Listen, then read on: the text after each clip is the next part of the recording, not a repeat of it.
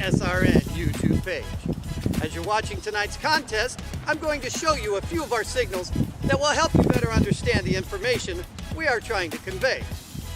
Touchdown, safety, first down, holding or illegal use of hands, encroachment, or offsides commonly known, false start or illegal formation on the offense, or a free kick scrimmage violation, face mask, intentional grounding, roughing the passer, clipping, illegal shift, illegal motion, illegal block, pass interference by the offense or the defense, delay of game, and the one signal we dislike and you as fans don't like seeing, unsporting.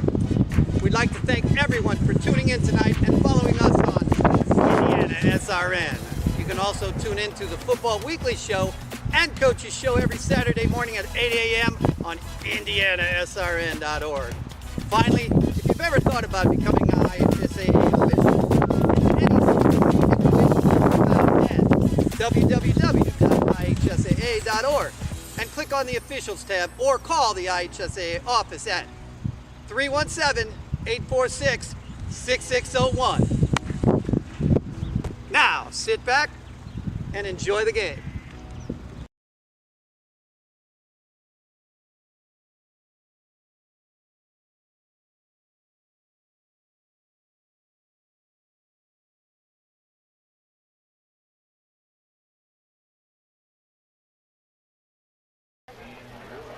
Back once again here at Covenant Christian, the Panthers and the Warriors coming up in a couple of moments. We were talking about this Warrior football team, Tony Flatt, their starting quarterback, but he's got some really good weapons around him. Gavin Tyndall, 35 receptions. He's averaging nearly 20 yards per reception, and he'll team with Luke Munoz, who, by the way, is averaging nearly 22 yards. That's a pretty good combination to throw to. I kind of like John Neighbors as well. Nice little tight tailback that runs the ball real well east to west. Tyndall, I think, could play the next level, Troy. I think he's very, very good. I think Flatt's going to be able to play the next level as well as the coin toss. And Covenant Christian won the toss and elected to defer as anything normal anymore. You know, 5 years ago, or just 2 years ago, you wanted the ball. Now you just want to play defense and then get ready for offense. Talk about these officials. These officials are also really getting ready for tournament time as well. So, you know, week 8 and week 9, you don't want to show anything, but you got to win. And I think that's the hardest thing. When you talk to coaches this week, especially when you talk to Evan, he goes, well, we want to win, but we don't want to show too much because South Putman's playing Heritage and they're in our side. And it's like, just win, coach. He goes, well, yeah, but you may see something, but week 8 and week 9, you're usually staying pat. I like the advice you gave him. Just win. I mean, what else do you need, right? The other thing I told him about was the win, because we're going to hear the win here for a little bit. It is amazing to me. Down on the field, they don't get it as much, but the pass can affect big time. Both quarterbacks like to throw. We'll see what happens. This game last year came down to the last possession. It may happen again tonight. Yeah, very well made. By the way, Covenant coming off that win over Crystal House Manual, 61-6. What was it? 61-6. 16-6? Yeah. And Covenant moved to 4-3 on the year. They've won 3 out of 4, so they're playing pretty well right now.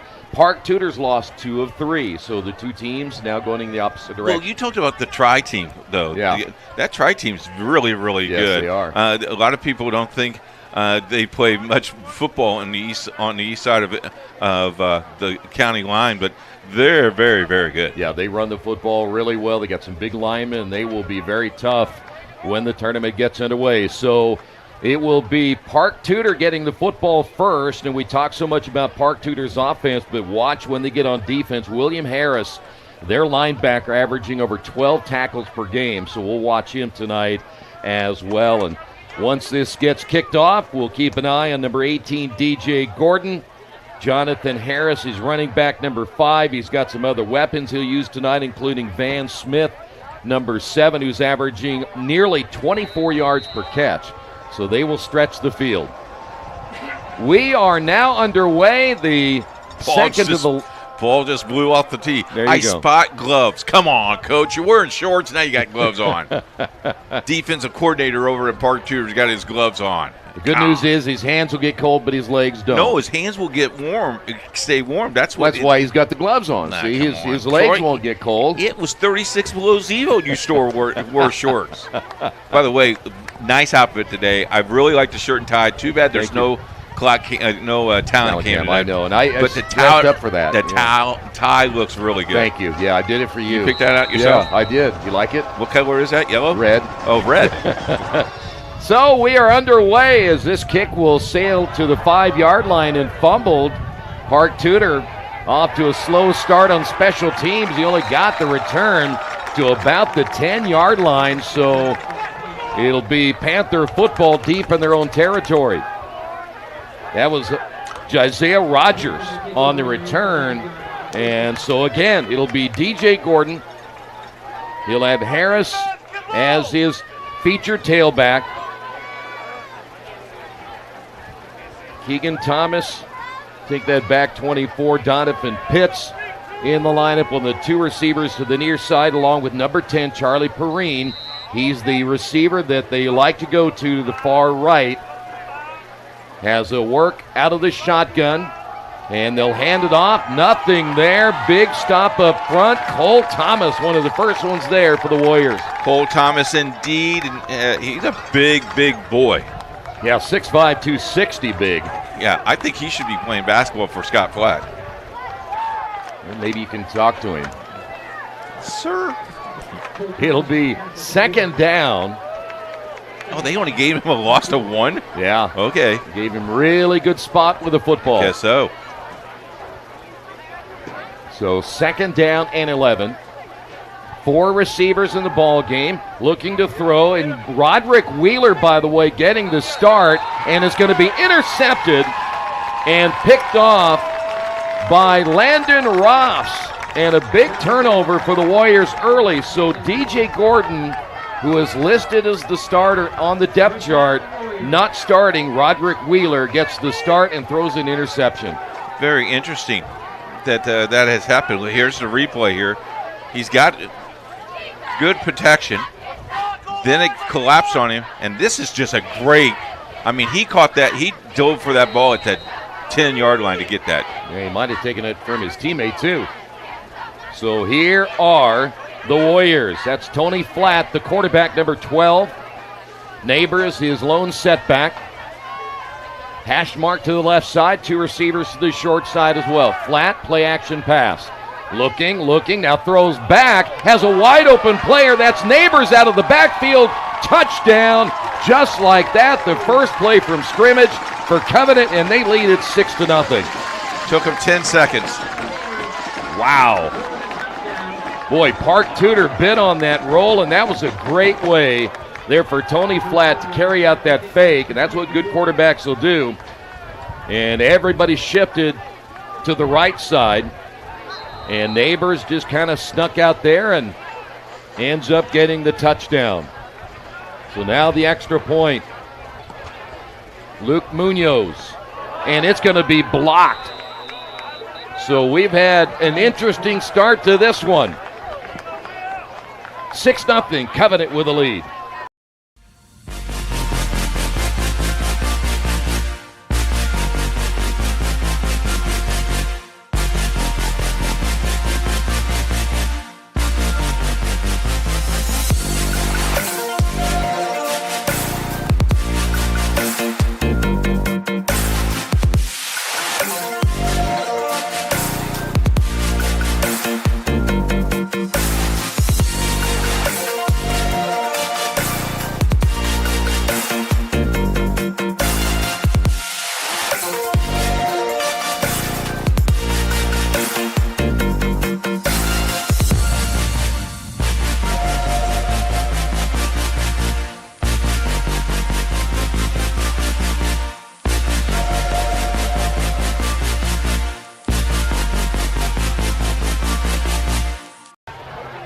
Well, for Park Tudor, not a good start. They throw the interception, but if you look on the other side for Covenant Christian, a great start.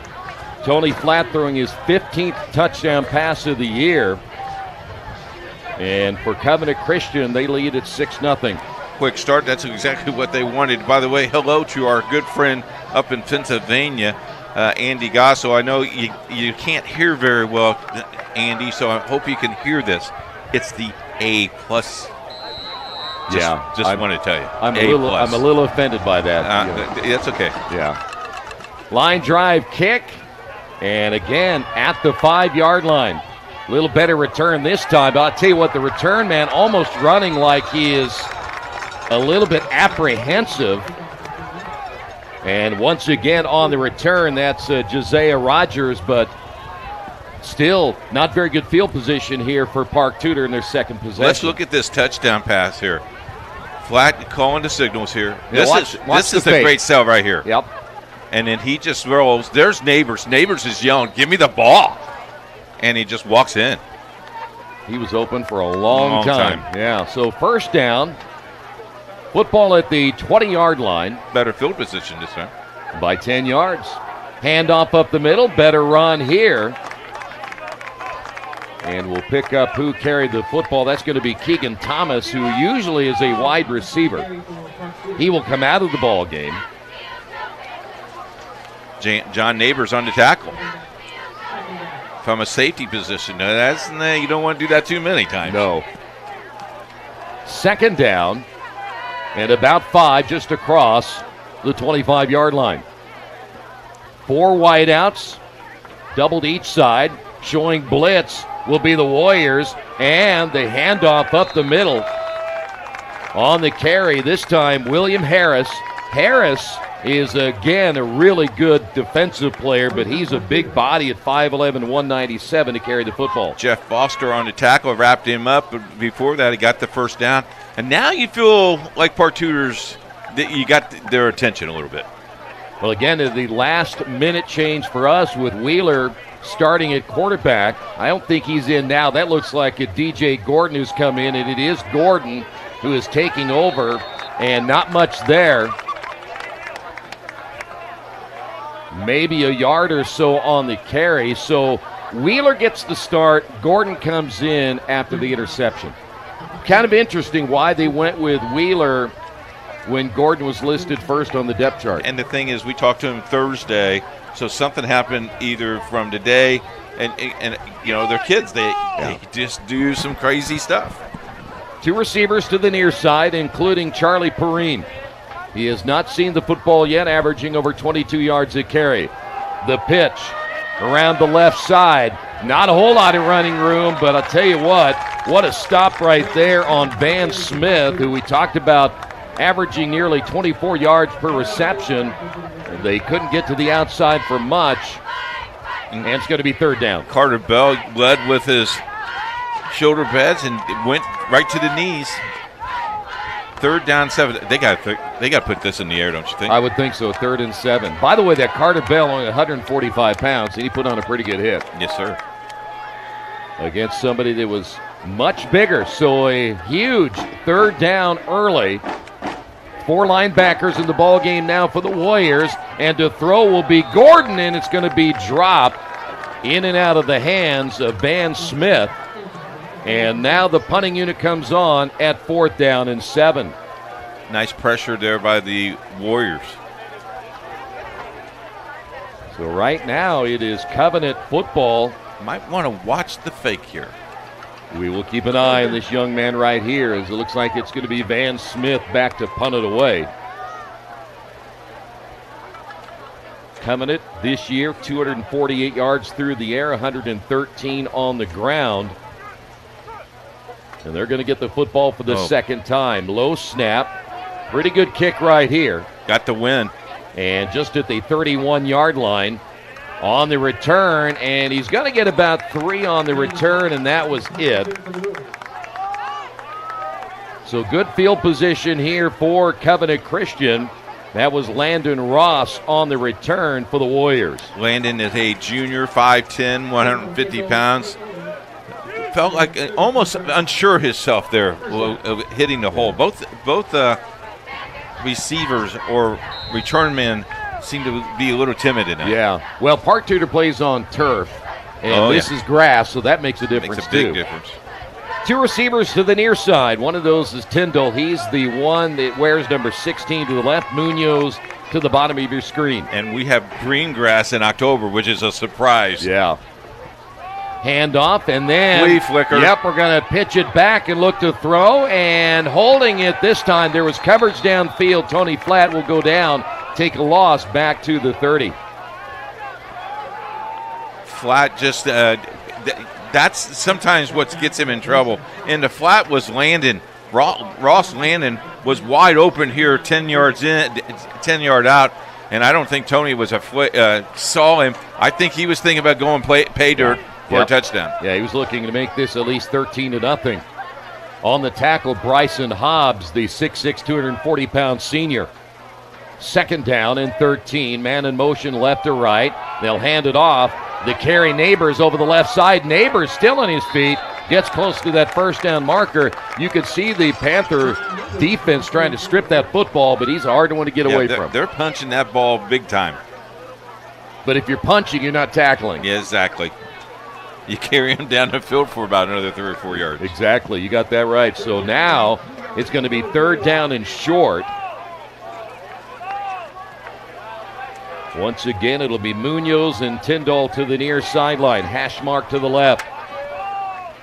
Flat out of the shotgun once again. Hand off. It'll be Neighbors over the right side. I think he's short about a half a yard. Where the official is on that side, on the far side, I can see a little bit better than on the near side, and he is short. All right, you're 4th and 1. You're at your own 43-yard line. Boy, they're going to bring in the chains with this. I can see from here it's short. But they are going to get a measurement on this one. It's not even close. It looks like it's 2 yards short. Unless, with the angle that we have, this may be close. This is a first down. Nope. No. Get your arm out of the way there, pal. There, yeah, half a yard. From the other side of the field where we are, that looks like it's 2 yards short. But that is just a yard. You got to go. Yeah. This is when you call the play, no play on 16. Don't you dare move. This is called the Andy Gossel hut, hut, hut. Well, let's find out. Second reference with Andy Gossel. I hope I get $25 for each. Well, say it as much as you like. Okay. 4th down, and we'll call it a yard. And you see Park Tudor showing blitz in that A gap. Hand off Neighbors, and he's going to get the first down. That little hesitation over the left side gets him the first down near the 46-yard line. And you can tell we have not had rain in Indianapolis for a while because that's a little bit of dirt that's flowed up as well. Yeah, that's a hard surface right now. Bet it is. It's just barely holding on. So a big first down. Near side, that is Landon Ross, one of the 3 receivers to the near side. Empty backfield, 5 wide now for Covenant. Flat to throw. Here comes the pressure. And now he puts it in the air, and it's going to be caught downfield near the 32-yard line on the reception. Gavin Tyndall. 36 receptions on the year. And I think we have a flag. And the way we're walking back, we may be coming back. Well, the pressure was getting pretty fierce there for Flatt. He hung in the pocket. But generally, if you're in there that long, those offensive linemen end up getting their hands out, but we'll wait and see here. Maybe not the way that Park Tudor. Oh, they call roughing the passer. Wow. 15 yards from the point of the foul, from the end of the run. So this is going really to go to the 15. Wow. Well, Flatt hung in there, and he must have got hit right after he threw the football. because they were bearing down on him big time. So we're going to officially put it at the 16-yard line. You know, you score here it's a long game, but if you're Park Tudor, you're looking at yourself. Oh, yeah. In the mirror. Yeah, you're in a hole already in the opening period of play. 2 receivers to the near side, hash mark left. Handoff, it'll be Neighbors. Neighbors trying to cut back. He'll get maybe a yard out of it. There is Hobbs again on the stop. 1 of 3 players there for Park Tudor. You know, you talk about turf and grass. You know, sectional time are coming. And I know the Indiana High School Athletic Association cannot pick the first round games or so, but when they get to regional semi-state, you're going to see a lot of turf and you're going to see a lot more fast action. So it'll be 2nd down. Well, they really got an open field to this near side. 2 receivers there. Handoff Neighbors. Neighbors, big hole up the middle. He's at the 5, to the end zone, and a touchdown for Neighbors. His 2nd of the night, and Covenant leads it 12-0. What is that, a 17 gallop? Well, again, as I said earlier, if you're trying to strip the football, you're not making tackles. In that time, that was just some not very good tackling by Park Tudor. And so now Munoz will come in. He got his last extra point attempt blocked. I'm surprised they're not going for 2 here. The wind, by the way, is behind Munoz. The kick is on the way, and it is good. Covenant on top of this one, 13-0. How long of a run was that? That was 17. 17 yards. Thank you. Are you?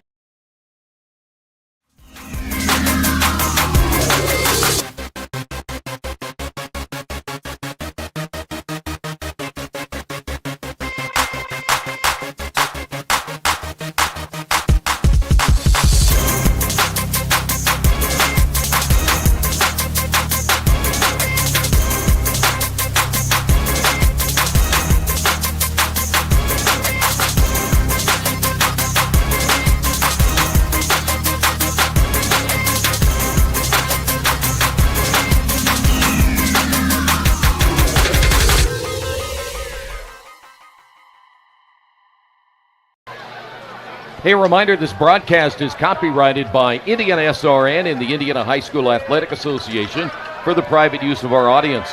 The use of pictures, video, and audio without the express written permission of the IHSAA is prohibited. I learned what that word means. Which one? Prohibited. Prohibited? That means you can't. Really? Yeah. Oh. No. Wow. No. No, can't do it at all. Yeah. Oh, by the way, I got an email about my nobody last night. Yeah? We'll talk about that. Okay. Because we'll do our little bit. Mrs. Johnson, I hope you appreciate it because I told you what game I have. I'll do it for you. She thought I did a good job of tearing my script. By the way, I needed that script later on. Yeah, you did tear it. I saw that, yeah. Football falls off the tee again. It gives you an idea of the wind blowing. I would love to be the designated holder. Because I would do the Lucy Charlie. You do that? Yeah, every single time. I'm sure your coach would love that. Yeah. You do it once. Put 3 zeros on my chest in a 000. Triple threat. So Munoz will tee it up once again. Deep on the return and fumbling, and this one is wide open. Pick it up. And a scramble for the football. Covenant says they have it. Rogers, his 2nd fumble of the night on the kickoff, and this is huge for the Warriors. Wow. That was number 24 who came out of that pile with the football for Covenant Christian. We're going to take a look at the last touchdown. Well, this is a great run. Yep. Head down. Didn't get any contact until about 5 yards into the end zone. Boy, but there wasn't a whole lot of tackling there as well. So, all right, big turnover. 2nd turnover now for Park Tudor. Go right to the end zone. Flat, has time, now looks to the end zone, has a man wide open, touchdown. The 2nd touchdown on one play, this time to Nolan Jones. And all of a sudden, it's 19-0. Well, that'll throw a shock in you if you're the defensive coordinator for Park Tudor. We better get this thing stopped pretty quick. That ball was at the 25? I know, we'll see the replay of it, I'm sure, here in a moment. Just to make sure, as you see Munoz coming in, Park Tudor was a man down on special teams. 18-yard pass. Going 18 yards. We are going to take a look at that touchdown, too, because that was pretty. I'll tell you what, flat, hanging in there. So you think of there's a flag down. If you think about the mistakes early by Park Tudor and the way that Covenant has taken advantage of those mistakes, they are just playing out of their mind tonight. And the penalty is going to go against Covenant Christian. Oh, you got to go for 2 now. All right, you might as well, right? I mean, well, you got the win, but this is a 10-yard penalty. So this is a long field goal. Well, they're going to say, you know what, Luke, we've got the wind behind you. We'll just back up and let you try it from here. Now the wind has kind of died down. You can see the flag in the end zone. But this is a 25-yard extra point.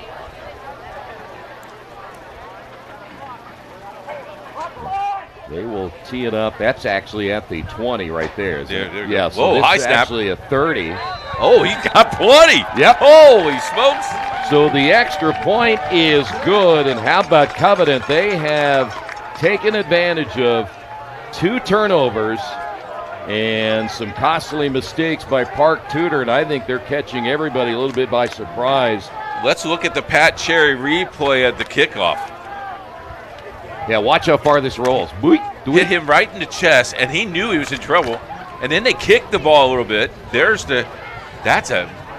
just a scrum right there. Well, you know, the advantage is all the Warriors, if you're for Covenant Christian, you're all going toward the football. The only one that was coming toward the football was the guy that return fumbled man. the ball. Yeah. And so all the other guys are blocking, and they don't hear anything. I'm going to take a look at this pass for the touchdown. Watch Flat and how much time he has and his composure. And that's on a rope, too. Hey, I want to remind you tonight's game brought to you in part by Serenity Home Care. Serenity Care Services is an Indiana licensed personnel agency and Medicaid waiver service provider in central Indiana. They're friendly, competent, and an experienced team of caregivers you have been seeking. Contact Serenity Home Care at serenitycareservices.net. Wow, I think this is going to raise a few eyebrows right now this early in the ball game, and you're already down by 20 at this point. So now, if you're Park Tudor, you better get your act together here pretty quick. If you don't have a passing game, you better get your running game. You know, and here's what I think. You just came off the bus, and you just looked like you were just playing out flat. Yeah, stayed on the bus almost. So another kick and a return and a fumble. Again. Their third fumble on the kickoff, and that's going to cost them yards on a return. That time for Park Tudor was Van Smith. They almost look, Park Tudor, like they're running in mud. They just slow steps, and the reaction time is slow. By the way, we have not seen their starting running back, Jonathan Harris, yet tonight in the backfield. He was very quiet about that. Well, he hasn't played yet, so we'll see. He's got 8 touchdowns on the season. Yeah, and he's averaging 63 yards. I mean, that's not great, but that's your starting running back. I'm trying to see if that's not Gordon in there. I can't tell if that is still Gordon in at quarterback. We'll get a look at it here once he makes a turn. And this one is up for grabs on the near sideline, and there's a flag, definitely. Pass interference on Bell. He only grabbed him at the last second. and then he puts his hands behind his back like, I didn't do anything. Charlie Perrine, the first target, they've gone after Perrine tonight. How about time of possession? Are you ready for this time of possession for Covenant Christian? 2 minutes, 12 seconds. That is really excellent. Exceptional Yes. production. By the way, Roderick Wheeler is back in, so we're going to play this 2-quarterback system apparently here tonight. That wasn't a well-thrown football either. I mean, it kind of hung up there. Stacked receivers to the left. In fact, there's nobody here. There's only one. Yeah, this Safety. safety over Got it. here. They're going to run the football, and guess what? Nothing there. Fumble! Keegan Thomas, the ball comes out, and they're going to say he's down, though. Oh. This is where we need replay in high school football. Well, we have replay. Into the first quarter, Chittard leads Terre Haute North 7-0. Here's the play. Here's the hit. And he is down. That's a good call. Boy, I tell you what, that's about a 4-yard loss. Back to the 35-yard line. Wheeler stays in. I think Keegan Thomas stays in, and he does not shift. He was about ready to reset to the right. They'll stack it to the left. They'll throw it to the outside. Ball will be caught, and there's just nothing there. This is a Park Tudor team we saw at the beginning of the year. They looked unstoppable, They didn't did. They had speed to burn, and right now they look really slow. That was Van Smith. Smith averaging 24 yards a carry, and he just had no room out there at all, and all of a sudden now it's 3rd and 19. Keegan Thomas leaving the ball game. That is DJ Wheeler right there on the sideline, number 18. Kind of like he's anxious to get back in there. 4 wide. Low snap. Wheeler. And Wheeler's going to get buried. He pitches it, and it's going to be picked up by number 66 for Covenant Christian. And I'll tell you what, not a smart play that time for Wheeler. He just pitched it ahead, and that's considered an interception.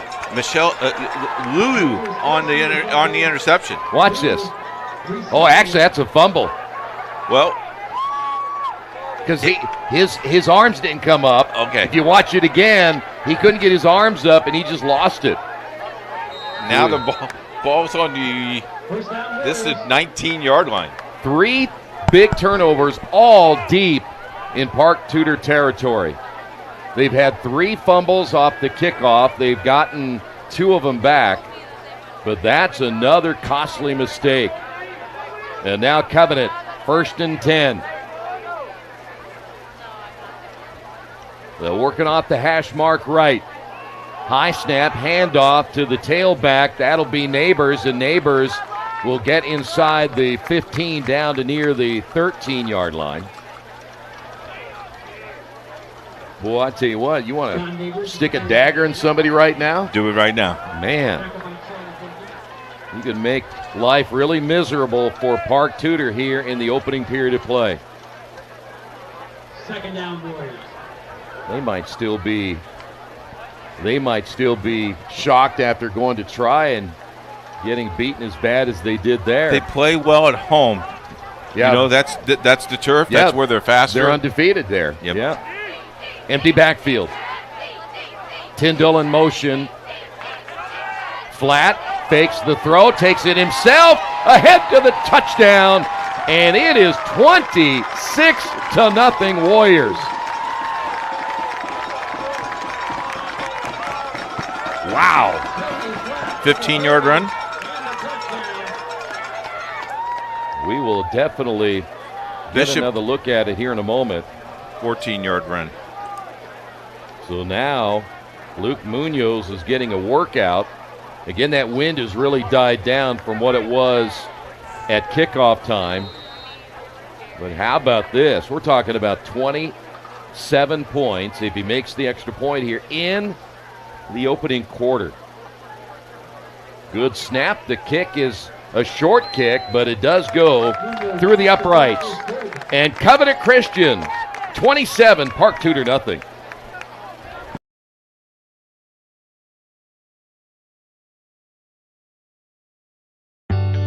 From warehousing to transportation and everything in between, Piper Logistics does it all. Centrally located, Piper Logistics has 2 warehouses in Indianapolis and a warehouse in Cincinnati, Ohio. Piper Logistics houses over 1 million square feet. Along with our transportation department, we can provide service to half the United States markets.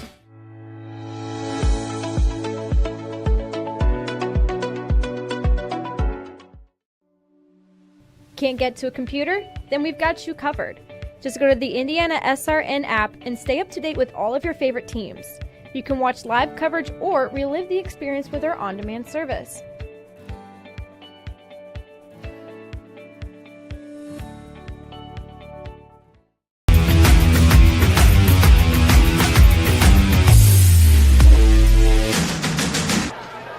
Well, if you're a Warrior football fan and you just tuned in and you're thinking, wait a minute, that says first and we still have 2:06, that is not a mistake. That is not a typo by our producer. Covenant has owned Park Tudor in this opening quarter, and I'll tell you what, Park Tudor has been their own worst enemy. They have fumbled it numerous times. They've thrown an interception, 3 turnovers officially in the opening quarter, and their offense just sputtering with 2 quarterbacks, Wheeler and Gordon, exchanging snaps in that opening period of play. Munoz will tee it up again at the 40-yard line. Flags will go down immediately. They will stop play, and I think that maybe Covenant was offsides. That's maybe the only 2 mistakes they haven't made all night. That and the holding on the extra point. Yeah, they just have played really well in all phases of the game. Well, they did have the pass interference on the pass to Perrine. Well, he said he didn't do it. Well, then I believe him, Okay. yeah. Though he did tackle him before he got to the ball. I think we ought to go on the honor system. Hey, did you do it? No. Okay, we just keep playing, right? Move on. Move on. How many honest players would you find in a given night? How many honest coaches would you get? I would hope at least 90%. Okay. So 10% of the game could be Skewed, yeah. Okay. By the way, the ball at the 35, would you onside kick here? No. No. Okay. You don't want to give the Panthers any opportunity to get in to to Covenant Christian territory, and they haven't so far. That one gets by the return man. It's going to be another tough one here for Van Smith, and he has no running room. A flag comes down late. I'm not sure what this flag will be about unless it's a face mask. It looks like it'll go against the Warriors. Yep. And that's a thing you don't want to do for sure. You've gotten them pinned deep again. Back at their own 15-yard line, so now they're going to get another 15 out of it. Let's take a look at the replay. This is the touchdown by Flatt. That's just, I'll tell you what, not only you had good tackling, but the pursuit by Park Tudor, there was those linebackers, they were nowhere in the vicinity. Is that his 16th touchdown of the year? Running-wise? Yeah. I'm not sure if I know passing-wise, he's got 16. Wow. So 1st and 10. And looks like Gordon is back in, and he is. They'll pitch to the right side. Finally, some running room. And on the carry for the Panthers, Donovan Pitts. There you go. Some positive runs. Yeah, he's going to end up with about 8 yards on the carry. So Gordon is back in. Yep. You know, they always say if you got 2 quarterbacks, you have none. I just don't know if you have 2 quarterbacks that a quarterback can get in rhythm. I mean, you want to, it's like basketball and anything other sports, you want to stay in so you can get a feel for the game and the rhythm of the game. But right now it'll be DJ Gordon. Offset eye in the backfield. The pitch again. And there's a flag down. This may be a hold where they threw the football. I think they may have gotten Van Smith. Number 7. Yep. Pitts, by the way, got the carry.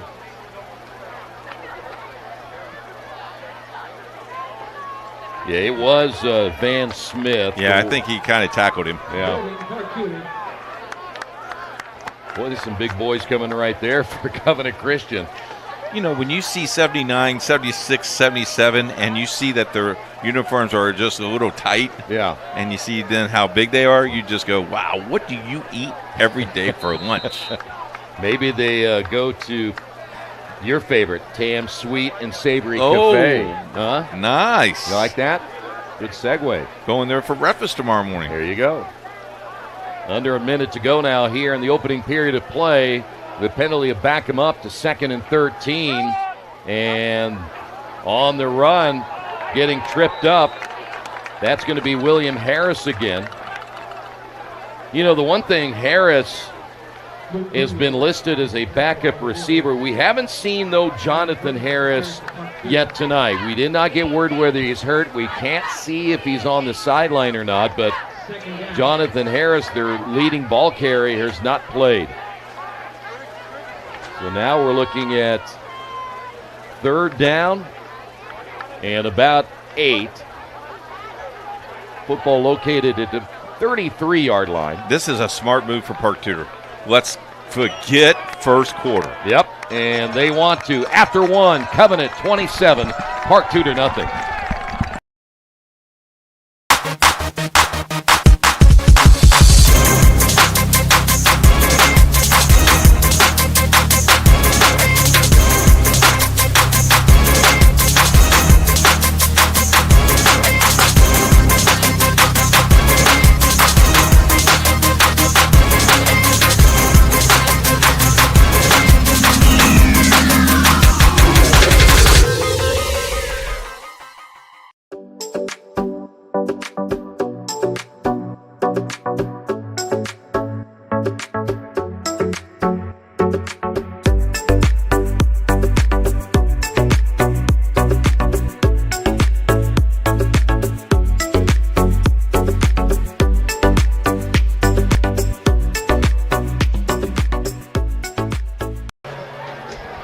I'm telling you, it may snow. I'm just telling you, it may just act. Well, it's cold. It is cold. Yeah. But the clouds are starting to leave, though. Where will we get that snow? Is it lake effect?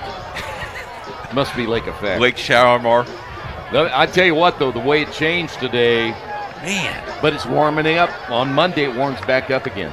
All I know is we are at Franklin tomorrow, and I am going to wear a winter jacket. Sissy. That score is correct. 27-0. Troy Derigowski, Coach Keith Myers with you. All right, big 3rd down here for Park Tudor. They have not had much success tonight offensively. Here comes the blitz by Covenant, and the screen pass over the middle. Ball's going to be caught. There's Harris to the outside, and still in his feet up the left sideline. Their biggest gain of the night, finally brought down at around the 28-yard line. Well, if you're going to run the blitz, and that's what Covenant did, you better have your defensive backs there ready to stop that screen pass.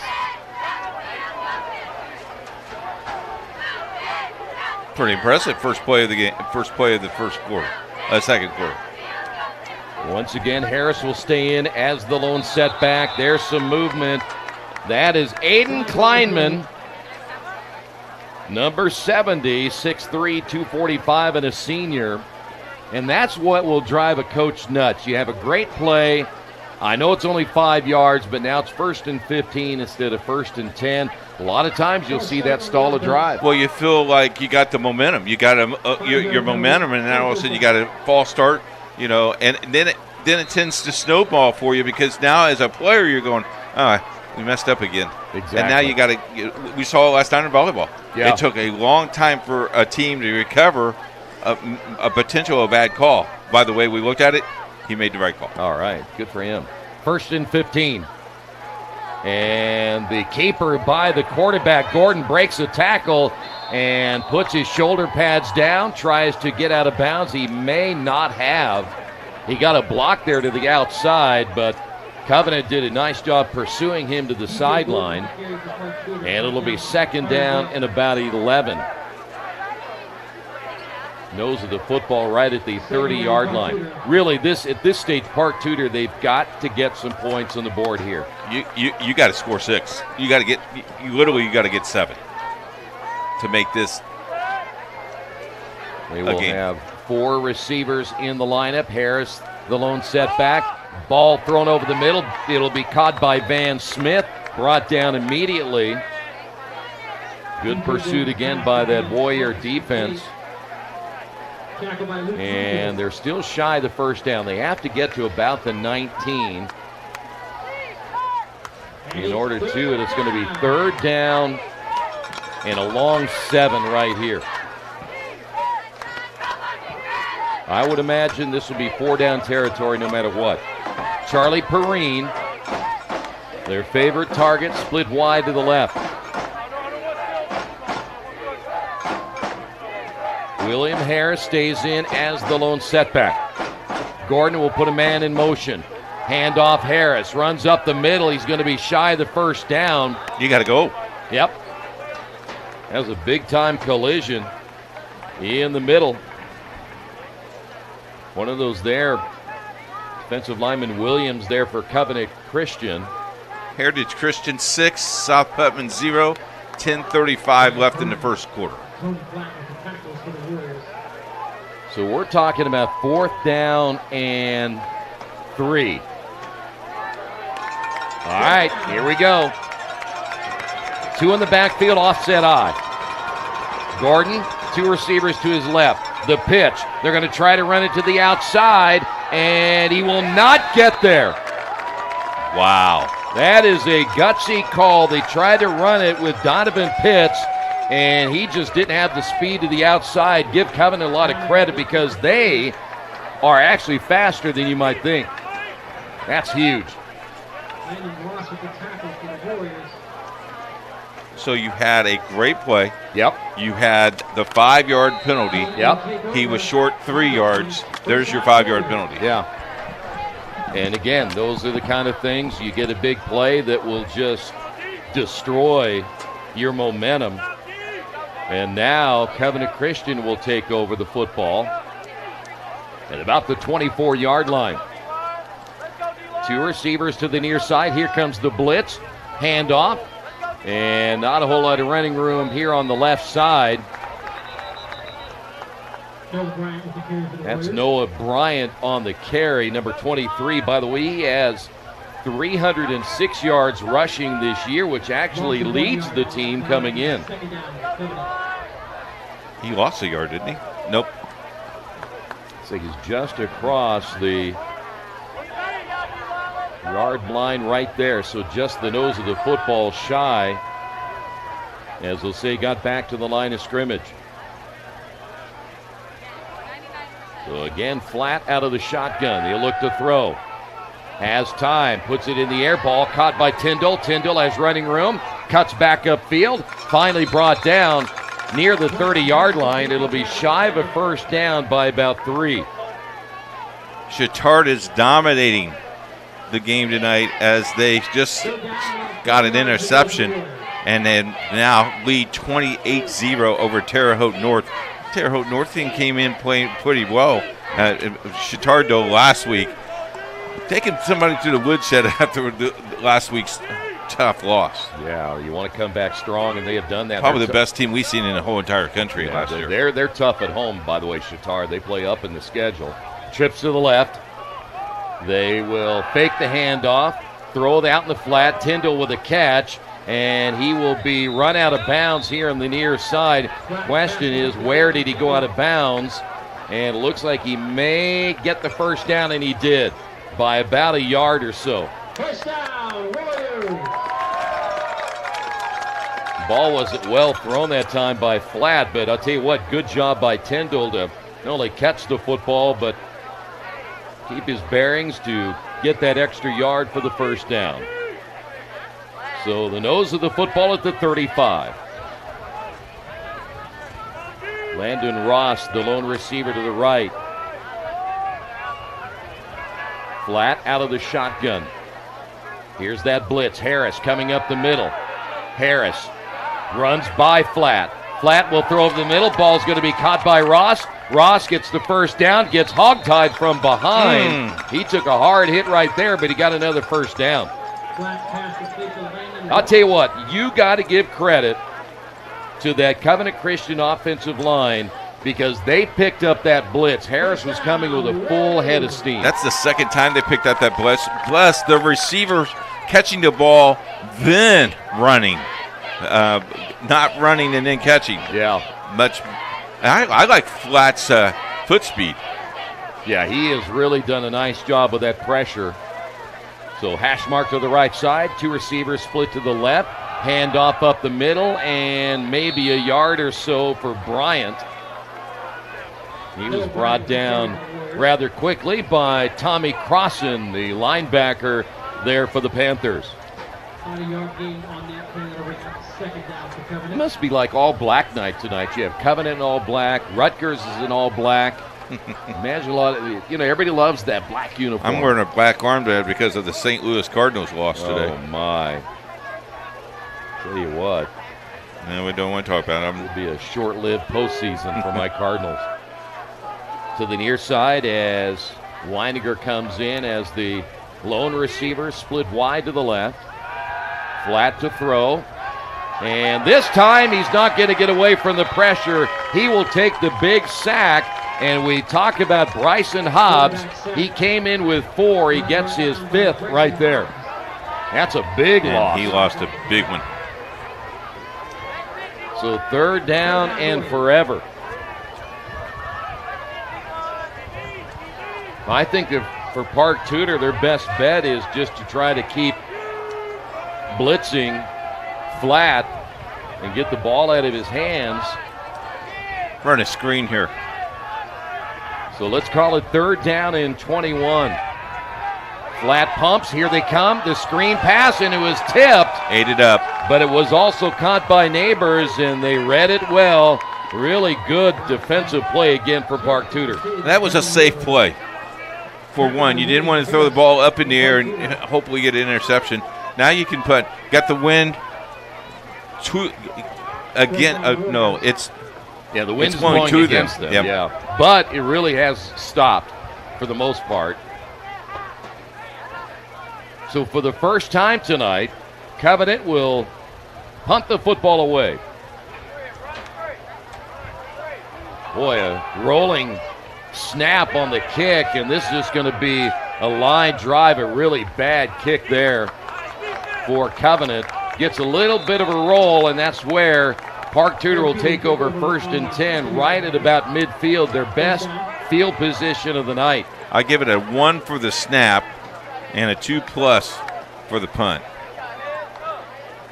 That looked like my golf shot. It's miserable. Like he shanked it. That's what I'm saying. Yeah.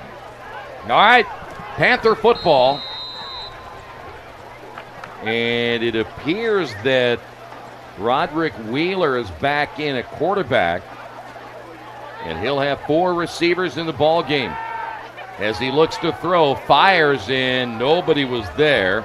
Pass intended for Kason Ritz.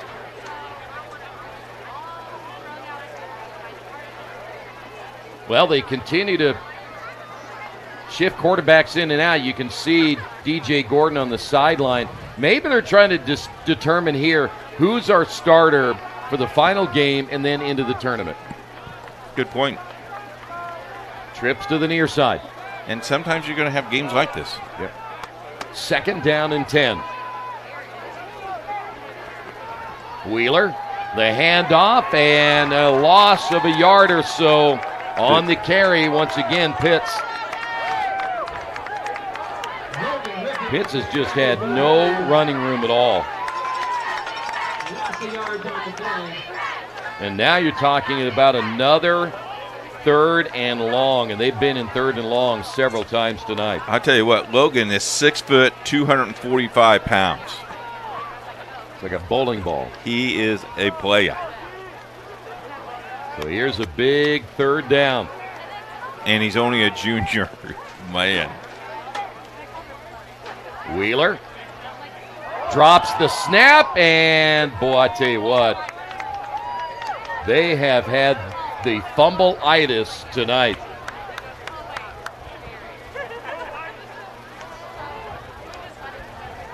So Jonathan Harris, from what we understand, is on the sideline, but he is not dressed. So that's a huge loss for Park Tudor's offense in the running attack, because other than maybe a run or two, they haven't had much to go with. He would make a difference in this game. Yep. So now the Panthers will have to punt the football away. That is Van Smith. Flag is down. This will take a Park Tudor bounce. I would just get away from it at this stage and see what that penalty will be about. Takes a great roll inside the 5, but now we wait. We're going to go all the way back and see the official here.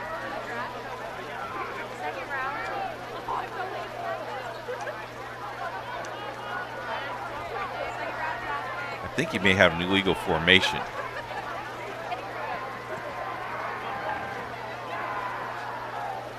Well, we're going to find out right here. Yep, that's what that is.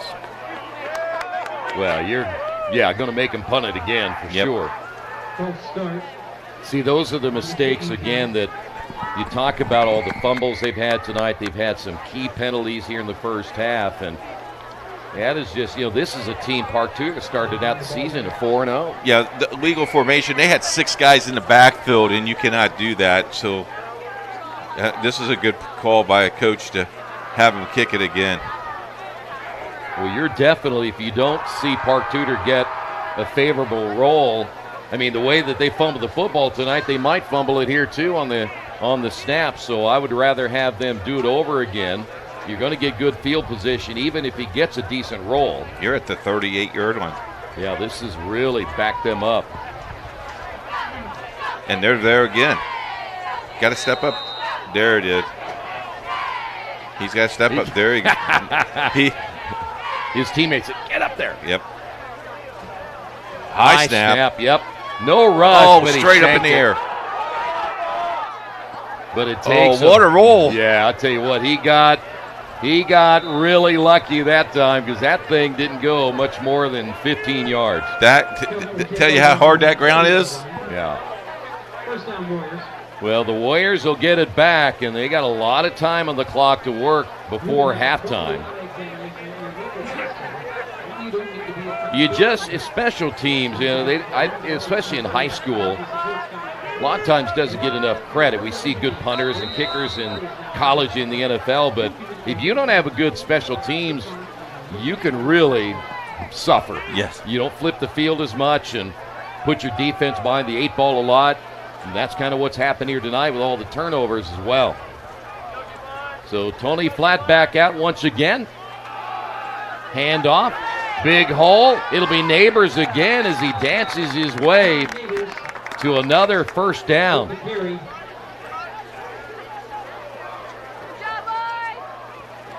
Neighbors kind of that sneaky fast. He's not really fast, but he really does a nice job picking his holes. And he's been a problem tonight for this Panther defense. Covenant would love nothing more than to get another score, and really Park Tudor will be in an uphill battle. They already are, but they'd be in even a bigger uphill battle in the second half. That is Tyndall in motion. Here comes the blitz by Harris, and they throw out in the flat, and I think that went behind Tyndall, so it should be an incomplete pass. Unless they say that the ball was... No, that was a backward pass. Behind him. Yep, that's a good call. Yeah, they you look back at Park Tudor, they're blitzing Harris up the middle all the time. And that made Flatt throw it a little bit quicker than he wanted to. Going to be loss of a couple, so let's call it second down. And maybe 12 or 13 on this one. This time Tyndall, one of the 2 receivers, everybody bunched up in this formation on that hash mark. Flat takes the snap. This time, no blitz. Gets away from the pressure, throws. Ball's going to be caught, and that's going to be a first down. That is Landon Ross on the reception, and you can move the chains. So if I get 6 here and I make it 33, do I go for 2 and try to make it 35? Maybe. Why not? Chittard doesn't have to worry about that. They just scored their 35th point. It is a 35-0 score, and they are still in the second quarter. So once it gets to 35, they put the mercy rule on. Right now, Munoz and Tyndall to the near side. Warriors are hoping maybe they can do that here in the first half. There's the blitz. They're showing it again. Here they come. And this time the quarterback will keep it himself and gets a nice gain. Flat. Going to be shy of the first down by about 3. Well, I said a little bit ago that maybe the only thing Park Tudor can do right now is just keep blitzing. Flat might have hurt that arm. Well, this field, as you say, as hard as it has to be, with the lack of rain that we have had, I would imagine that it might be like playing on a turf field that's been worn down for a while. The old Cecina cement slab. There you go. 4 wide. Flat looking to his left. Pumps. Now throws to the sideline, and it was over Tyndall. So now it's going to be 3rd down and about 4.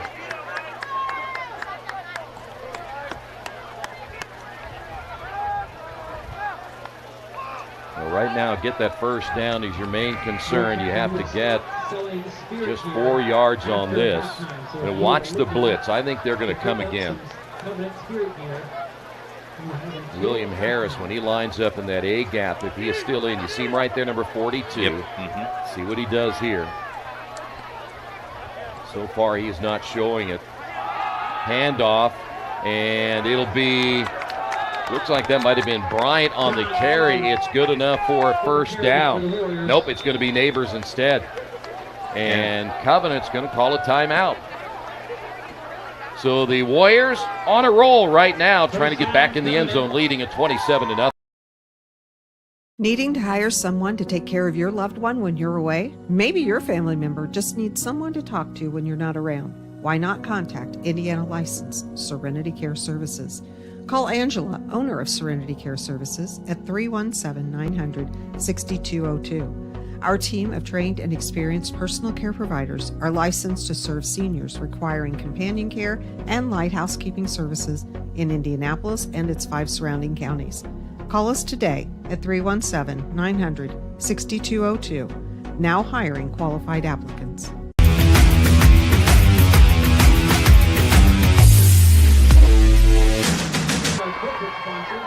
Back here, Covenant Christian, you see the score right there, and Covenant called the timeout after that nice first down run by John Neighbors. They feel it right now inside the 40. They can get another score.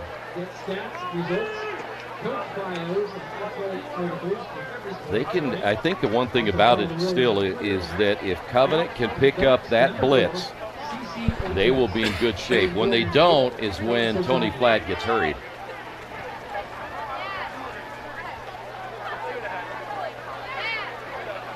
Harris, again, as we mentioned, Jonathan Harris, not only their... Looks like he might be in a boot. Yeah, he certainly does. They're starting running back, starting safety. So they lose a 2-way guy right there. We're waiting for the injury down by the 20. Trainer working on a player. Boy, I would think, though, you need to either get him in or take him out.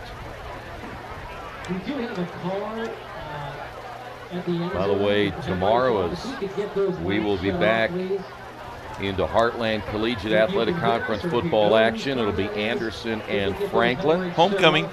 And by the way, not only is it homecoming, but our fearless leader himself will be in the president's box. Well, we don't know that yet, unofficially. Oh, I see. So you haven't been invited. No, you're going to invite yourself. I'm going to invite myself. Hi, President. I'm here. You missed me? Thank you. It's very interesting. It's our anniversary. It's W's and mine 18th wedding anniversary, and she goes, "Where are you going tomorrow?" Yeah, I'm going to Franklin. Good, I'm going to Columbus. Okay. See you when you get home. I still love you, dear. Trips to the right. She's the best. Flat, airs it out near sideline, and in and out of the hands of his intended receiver, Landon Ross. Flat pass incomplete intended for Landon Ross. You know, when people come and gloat. Yeah, I don't like that either. No. Yeah, we would never do that. I would never go over there and do that. No. So it'll be 2nd down and 10. They went to Pater, didn't they? Yeah, they were going to put the dagger in right there. Well, I've noticed after the last couple of possessions, you don't see Park Tudor blitzing as much as they were. That does give Flat more time to throw the football. Neighbors, the lone setback, trips to the right side. Handoff. Neighbors finds a hole, spins away, still on his feet, gets the 1st down and more, and another great run by Neighbors, and he wants to hurry up and get back into quick formation here. Hurry up offense. You know they talked about that during the timeout. They've used only one, and unfortunately, when you go into a hurry-up offense, you get caught with a penalty. Well, Neighbors thought he was playing for Canada, eh? I mean, he was running Georgia, running line of scrimmage before that ball was even sight. That was a pretty good call for the head linesman. Well, I would be curious how much they do that, though, a hurry-up offense. Right, didn't happen a lot. Yeah. And they didn't have to use it last week because they were dominant from the very beginning. But still, they're in pretty good position right here with just over a minute to go. 1st down and 15. Flat has time, throws toward the end zone, and diving and making the catch will be Gavin Tyndall. And just like that, you're knocking on the door in the red zone. Ball was underthrown. Tyndall did a nice job coming back to it. Here comes the blitz. And over the middle, ball caught at the 5, touchdown. This time Luke Munoz.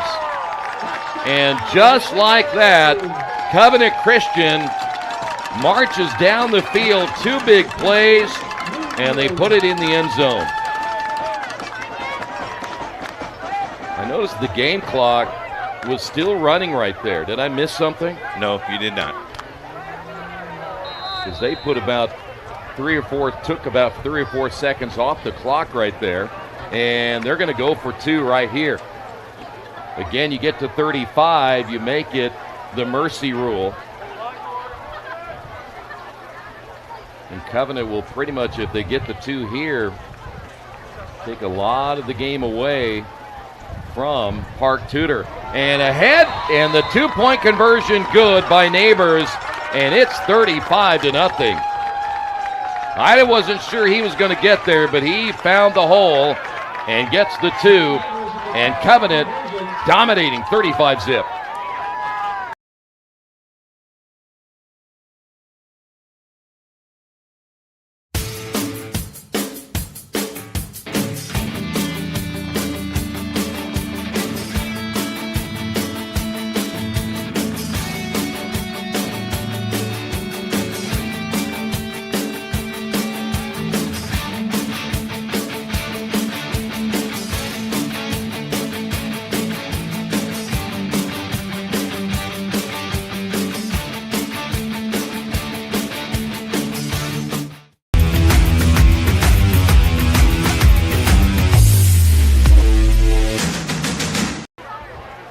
Back at Covenant Christian, 35-0, and we're going to get another look at that touchdown. I tell you, the blitz is coming, and he just stood in there. That's a great route that time by Munoz. And they all looked at each other and said, who was supposed to pick up the guy in the middle? I'd like to see the 2-point conversion if we have that. Nope. Okay. because Munoz dove about at the yard mark to make it in.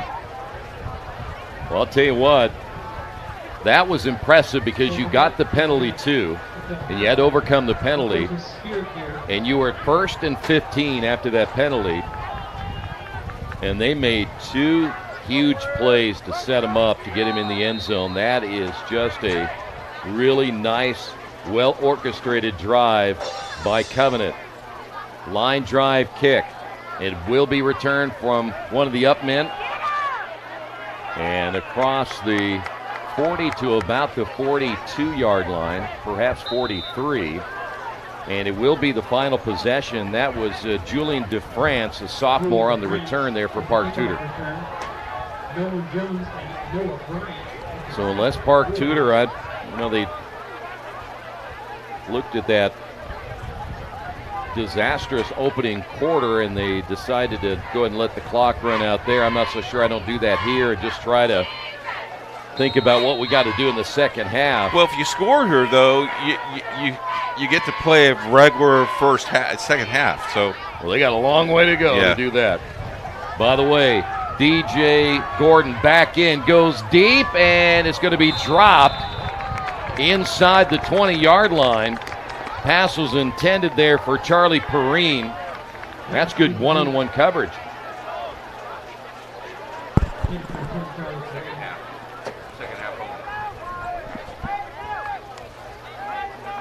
Second and 10. Yeah, Perrine coming into this one averaging over 22 yards per catch. But that was, again, excellent coverage. Was that, I'm not sure if that was on coverage. It was number 2, Ross. Yeah, it was Ross. Okay. Yes, Ross. Yeah, number 2. So Ross, Ross is the one that is the corner. Safety is Tyndall. Trips to the near side. Here comes the blitz by the Warriors, and he will not get out of this one. DJ Gordon had nowhere to go, and the Warriors, they came with just about everybody. Timeout, Park Tudor. Want to remind you tonight's game brought to you in part by Tam's Sweet and Savory Cafe. A great atmosphere. We'll tell you why in a moment. Get breakfast or brunch. They're open Wednesday through Sunday. What did they do on Monday and Tuesday? They're off. I know that, but why? What if I want to eat breakfast on Monday? I'm sorry, they're not open. Thank you. Wednesday through Sunday, 8 until 2. I appreciate that information. No problem. Tammy and her staff waiting to serve you and your family. Try the biscuits and gravy or the quiche. Coach recommends the BLT with extra mayonnaise. Yeah.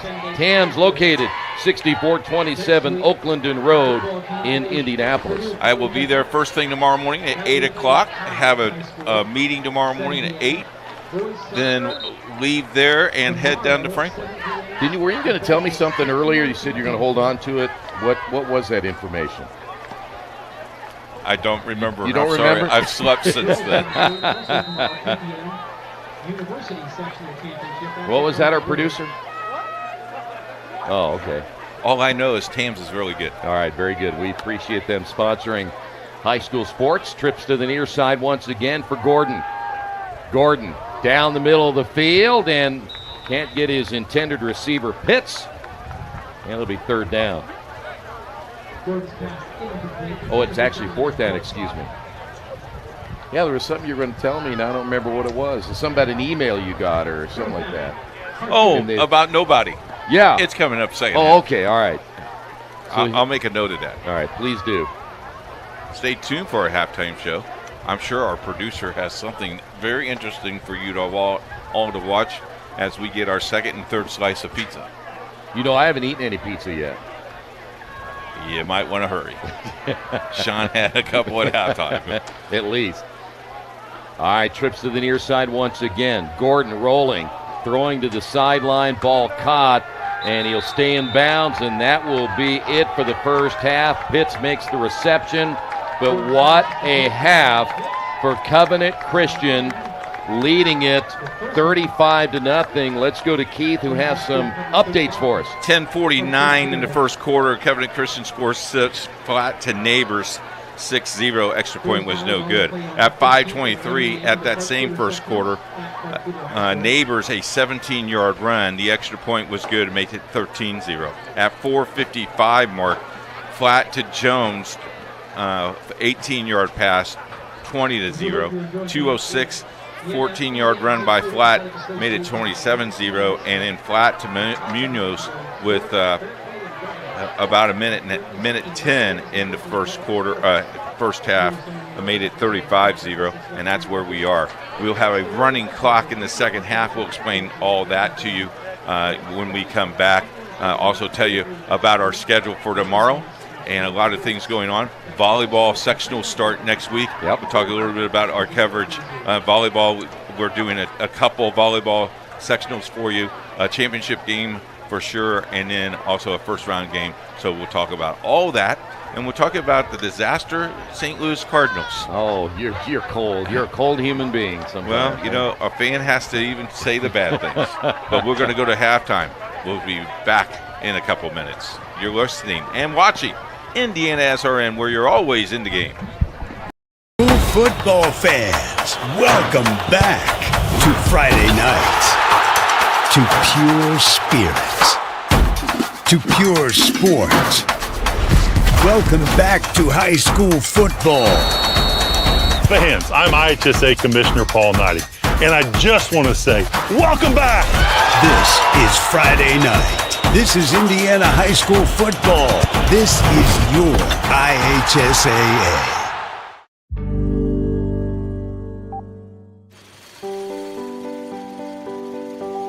When I'm at a Super Bowl and I walk in that stadium at kickoff time and I see that football sitting down there on that field, I get goosebumps because I sewed that football.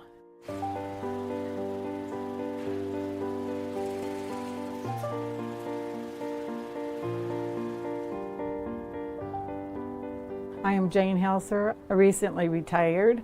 I started working at Wilson on April 13th, 1966. I was 19 years old. I put an application at Wilson. I got the job, never thinking that I'd be there for 48 years. I enjoyed what I did, so I just stayed. The Wilson Football Factory here, it's actually like a secret. I was raised about 20 miles from here and never even knew this place was here. We make NFL footballs year-round. We manufactured the ball for every Super Bowl, and every point scored in the NFL since 1941 has been scored with a Wilson football. Jane was the longest tenured employee when she retired.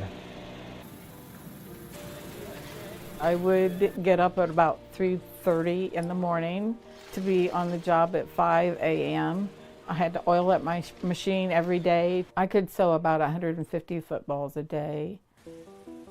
A football is made from a big piece of leather. It's cut out like a cookie cutter, and that panel is split down to a certain size. They're stamped with a logo, and then there's a lining that's put on it to hold the shape of the ball. When I get the football, it's in 4 panels. There's the top 2 panels. Those 2 are sewed together, leaving the opening. Then I sew the bottom 2 panels together. After the lace holes are punched and the seam are pounded down, then I sew the full section together. The rule of thumb is you don't make a good football sewer until you run a needle through your finger. One time the needle just slid up underneath the foot, stuck in my finger. They put an ice pack on it, took me to the doctor, he cut it out, and I went back to work the rest of the afternoon. I'm tough. The turner gets the nice job of turning it right side out.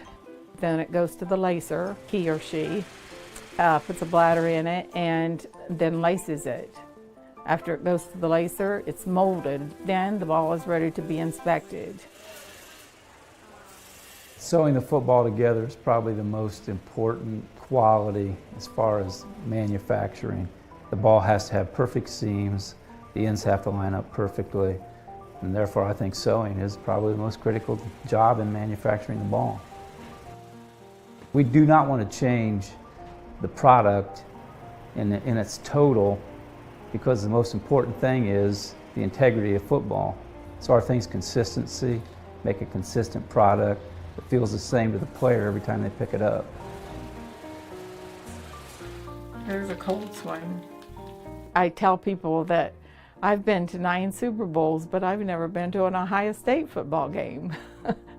I've been to Miami twice, Tampa twice, Arizona twice, soon to be the 3rd time, New Orleans and Indianapolis. I'm just a worker that got a job when I was 19 years old and stayed there and was able to try to do the best job I could. And I've been rewarded greatly for it.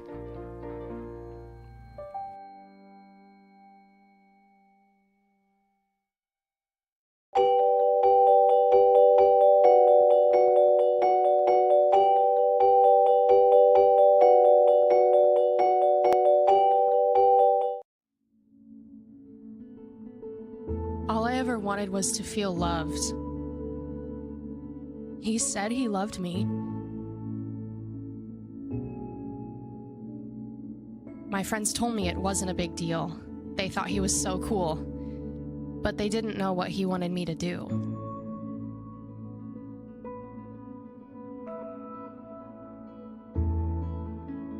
All I ever wanted was to feel loved. You have no idea the kind of pressure I felt to take things to the next level. Things were moving so fast. I was basically the only person in the freshman class who hadn't done it yet. So we did.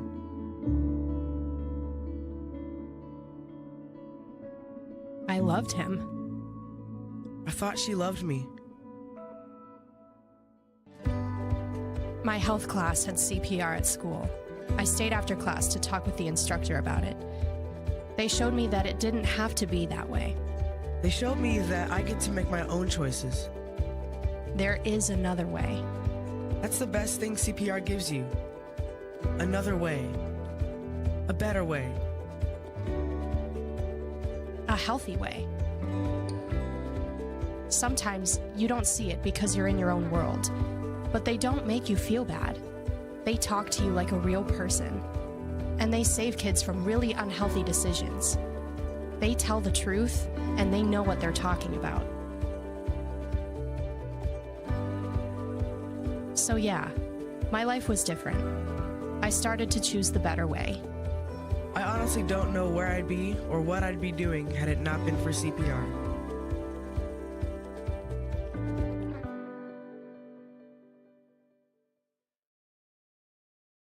Becoming a licensed sports official is a great way to make a positive difference in the community and support the over 160,000 Indiana student athletes that participate across 21 IHSAA sports.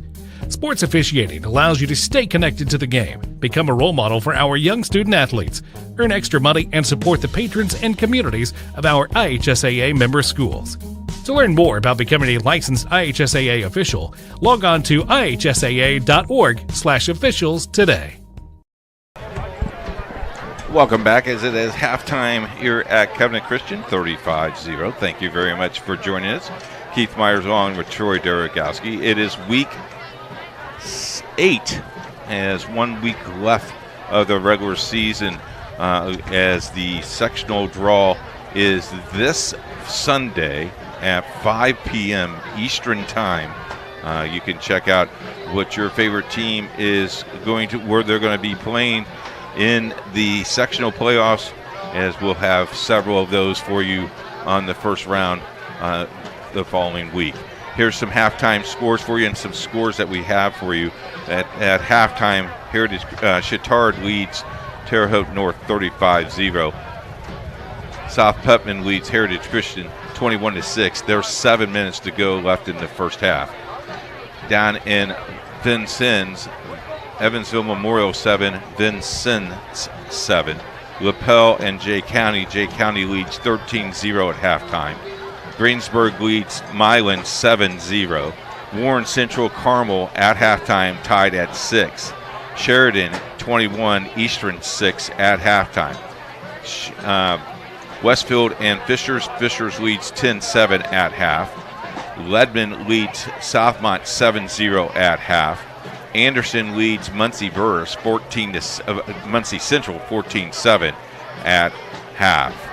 Also, Southside Crimson Knights and the South Decatur Cougars. South Decatur leads 41-6.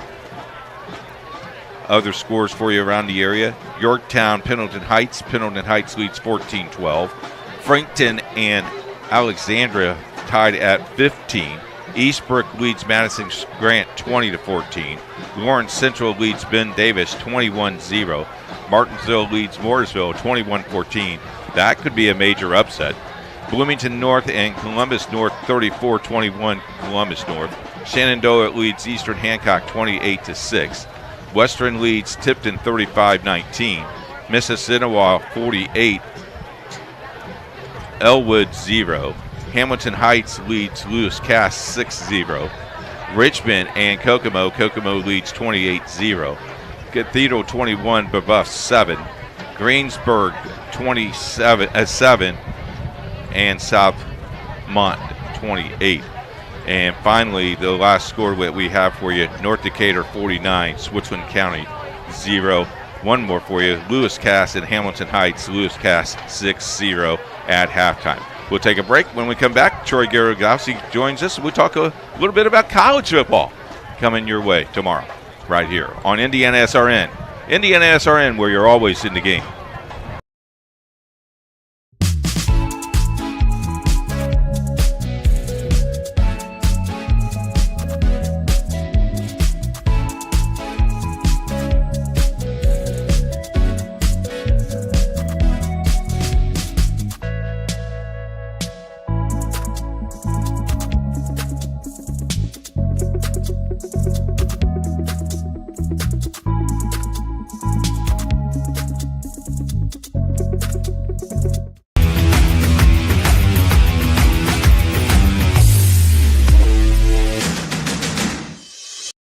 We encourage you to subscribe to our YouTube channel, IndianaSRN. Hit the bell to get notifications for upcoming games and more. Watch as many games as you want, as many times as you want. Back at halftime, Coach Keith Myers and Troy Garagowski. Heartland Conference game of the week this week. Anderson travels to Franklin. It is homecoming and should be a pretty interesting game. Anderson struggling at 0-4. Franklin coming in on the year at 1-3. Let's look at the standings, Troy. Mount St. Joseph leads the league 1-0. Franklin is 1-0. Hanover 1-0. Rose-Hulman is 1-0. Then Manchester, Anderson, and Bluffton Defiance 0-1. Week 2, what do you expect for homecoming? I know a big crowd is expected down at Franklin.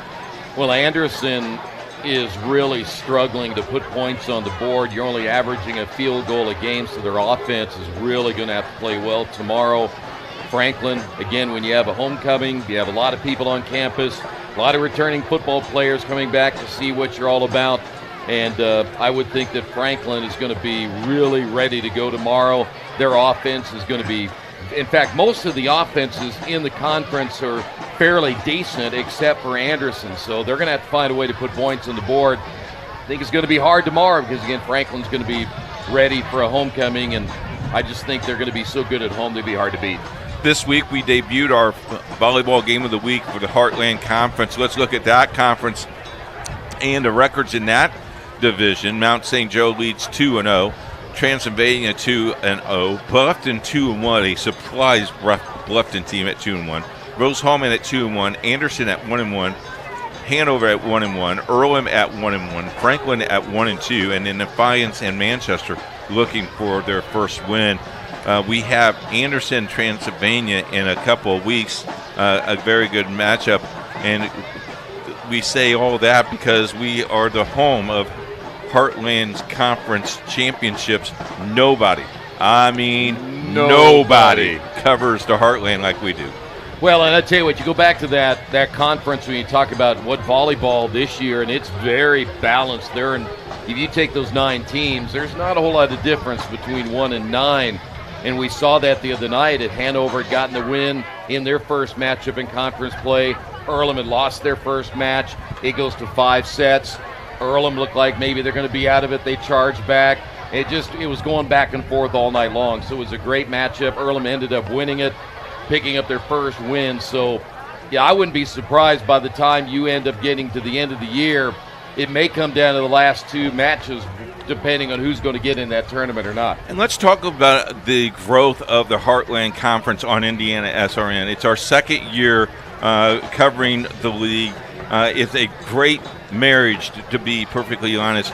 What those teams and what those coaches now are seeing is these kids on Friday night that is on IndianaSRN now get to see that ball club or those teams either on Wednesday night for volleyball or Saturday afternoon for football, and that has to help some recruiting. It does. In fact, I've got experience with the conference for many, many years, and knowing that coaches and fans and grandma and grandpa and everybody else can watch their son or daughter play. A lot of them don't live in Indiana, but a lot of them do, and we see these kids around the state of Indiana come to these schools and continue their athletic careers and certainly go on to be great professionals after that in whatever profession they decide to do. But it's a billboard for them and billboard for their schools, because if I'm a prospective student, I would like to know. I can't always visit every campus, but if I can watch a game, and we certainly have fluff pieces on those schools that show what they are able and what they're all about, it might trigger somebody to say, you know what, I'd like to go to Franklin or Earlham or Mount St. Joe, whatever the case may be. And the 2 commissioners of the Heartland Conference believes and buys in of what we have done. COVID not really snapped us because we were supposed to do this about 2.5, 3 years ago. So we should have been on our 5th-year plan. We're only on our 2nd-year plan. But the expansion of the games that we covered last year to all the championships this year, football game of the week, a volleyball or 2 game of the week, and in those tournaments. And, boy, we just had a great time with last week, how everybody got together. And now where ADs used to run and say, I don't know what to do for you, now they're greeting you, and man, the hospitality has been wonderful. Yeah, it has, and again, it's a great marketing tool for them, because they can tell that prospective recruit, you know what, IndianaSRN is going to do games, maybe more games in the future. If mom and dad or grandma can't make it, or your friends can't make it and they want to see you, you can watch the games. And the other thing about it, it's always free. Let's talk a little bit about that. With high school sports, the sectionals coming up for volleyball, covering the Central Christian game. Central Christian taking on Indianapolis Lutheran. You and I have that game on Thursday. You come in Central Christian at 9-4, but Indianapolis Lutheran very good. It will be a tough go for that sectional, and then the championship game at Bethesda possibly next Saturday. Talk a little bit about the sectionals and the coverage there. Well, I'll tell you what, if I may just go back to Lutheran, I don't know who's going to beat them. I mean, they're just that good in single A, and you watch them, they're an absolute machine. I'm sure I'd get an argument from some of the other schools around the state, but they are the real deal, and that's why they've been number 1 from the preseason all the way through. Unless they somehow get upset here, and we'll see them next week, they'll be number 1 going in. In fact, I think they have the highest Sagarin rating as well going into the tournament, which we'll know coming up on Sunday. But our coverage, again, we'll have a lot of games coming up here in the next couple of weeks. When you talk about the tournament, we'll find out what the path will be for all these teams. That tournament draw is important. A lot of times, depending on who you draw first, will also depend on what that bracket looks like in the second round. And you start doing that little, well, if we beat them and we go here, it really is interesting. And if we win this one, we don't get to go home. We got to go on the road. That's tough. Here's a halftime score for you, and it's please take note. New Paltz 63, Newcastle 6. Danny Tiplett is 11 of 19, 146 yards, 2 touchdowns, 7 carries, 76 yards for 2 touchdowns. Isaiah Thacker, 5 catches, 115 yards, 2 touchdowns, a 75 kick run back for a touchdown. And Grayson Thomas, he's 10 carries, 98 yards for 3 touchdowns. I think New Pal is on their way for a victory, and they are the number 1 team in 5A. A lot of people say it will be them and Roncalli in a regional final that we will have right here on IndianaSRN if all things pan out. What an interesting contest, or what an interesting game that is. Yeah, listen, you know what? Coach Ralph has built a juggernaut there. They had to move up because of the success factor. They're back down again, and they're dominating. I don't know, again, as I talked about with Indianapolis Lutheran, I don't know, unless it's Ron Colley that can beat them. That's just how good they are right now, and they're playing excellent football. They'll be a fun one to watch in the tournament. Our sectional draw, again, is for football, is this week. It's Sunday, 5 o'clock. Nobody, no one will cover as much sectional as we will. We will have 5 games for you week 1 and throughout the tournament. Please join us. It should be a fun year. It will be. In that tournament, you never know. You end up with that Friday night, and all of a sudden you see 2 or 3 ranked teams fall by the wayside because another team catches them off guard, and it could be a fun upset Friday. A big shout out to all of our producers. It's Producer Day here at IndianaSRN, and all of our producers, got 5 of them working. 5 of the 6 are working tonight, and Greg gets a week off next week. That's it? Yeah. You don't get a bonus? Well, his wife called me and asked, is there an extra game he could pick up? And I said, well, yeah, he could work Friday night. No, I got plans for him on Friday night. Oh, I see. Okay. I thought maybe she was trying to get rid of him. She could do something on Friday night. Well, I think she does do things. I think she takes care of the grandkids on Friday night. All I know is Greg comes in and all our guys. It's cold out tonight, folks. And our one camera guy forgot his sweatshirt. And he's regretting it right about now. He did request, though, I heard him say that if he gets a tournament game in November, all dome. He wants to be in a dome. Yeah. So just be ready for that request. Yeah, I don't know anybody that has a dome in Indiana. Second half, running clock. Explain the running clock. Well, you get to 35, and it means the clock will run other than certain situations in the second half, which means if you're down by 35, you just don't have any clock management left. And if you're the team that's up by 35, bottom line is you're going to try to just run what you do, let that clock take care of itself, and before you know it, it's over. And I think it's a good rule because a lot of teams have suffered over the years in the second half. As you see a nice return by Munoz to the outside, he stepped out of bounds. But you have seen teams, and they do this now in basketball, where you can get down. We've seen teams this year down 70-0 at halftime, and it's best just to get that game over with as quickly as possible. One, it cuts down on the injuries. Second, it cuts down on little chippiness, because chippiness happens a little bit because these kids are still 16, 17. They sometimes don't remember to shut the mouth. Yeah, it does. Of course, I never did that, and I know you didn't. Right. But I had more black eyes. But I wasn't very good. I want to say you weren't even playing. No, you had black I was eyes. the manager. Shows how tough the managers are. All right, first down. Tony Flatt puts Tyndall in motion, and the handoff will go to Neighbors. And the good news, too, when you look at that running clock, is that you don't have to, if you throw a pass and it goes incomplete, it doesn't stop it. So it just keeps on rolling. So as a team that if you're Covenant Christian with a big lead, at this stage, you can just say, you know what, we can run or pass, doesn't matter. We're not showing anybody up. Clock's going to go. And this is when you run maybe 13, 14 plays with your 2-minute offense. You can do a lot of different things here. 2 receivers to the near side, Tyndall and Munoz. Play action now as he rolls. That'll be Flatt throwing downfield, and intended there for Ross, but it goes out of play. Well, I tell you what, I'm going to go back to what I said in the first half. I did not. We got a flag down. Looks like we got a hold. I did not expect the score that we see right now. I thought Park Tudor, we saw him earlier in the year. They're very explosive. And again, now we find out they're not playing with Jonathan Harris. They're switching quarterbacks in and out. I still think that's to find out who's going to take command of this offense. But what Covenant has done tonight, I didn't expect at all. Yeah, the legal man downfield was the signal.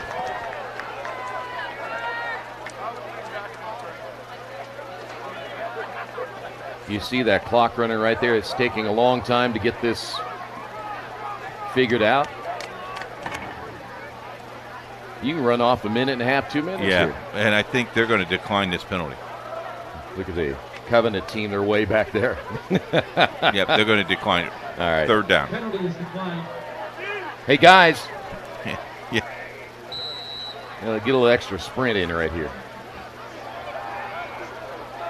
But Tony Flatt does the right thing. I'm walking up there. Yep, I'm taking my time. That's right. 40-second clock.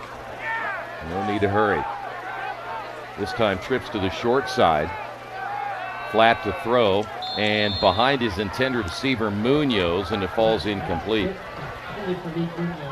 So the punting unit will come on just for the second time tonight.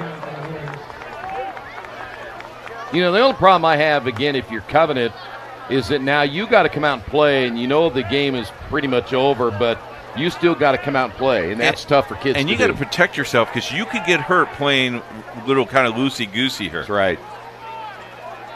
See if Park Tudor will come after the punt right here. They want to get on the scoreboard before this is all said and done. Kick into the wind. Pretty good kick as it takes a roll and then hits a Covenant player right there. So it'll be at about the 33-yard line for Park Tudor. But the scenario that was set up here by Park Tudor is they just made so many mistakes early, and they got themselves in a hole, and then they, I think, kind of panicked a little bit. And we saw fumbled from the quarterback snap. We've seen fumbled on the kickoffs. I mean, everything that could go wrong for them on offense has gone wrong tonight. DJ Gordon will start the third quarter. Wheeler and Gordon have been switching in and out. And once again, we'll see that trips formation to the near sideline. 5 wide, nobody in the backfield. Smith now will reset. High snap. Wheeler to take that back. Gordon able to get it, but then he gets swarmed under. See, it's those little mistakes that can kill you as a football team. Got an updated score for you. Chittard now leads 42-0 over Terre Haute North going into the third quarter.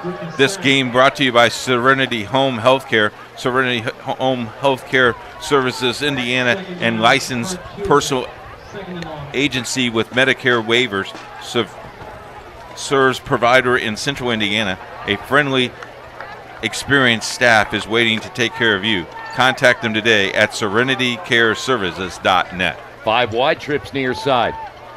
Throw out in the flat, ball caught. Tyndall is there, and he brings Harris down, and he's going to lose even more yardage. Tonight's game also brought to you by Pat Cherry Insurance. Contact them today with a plan in store for you.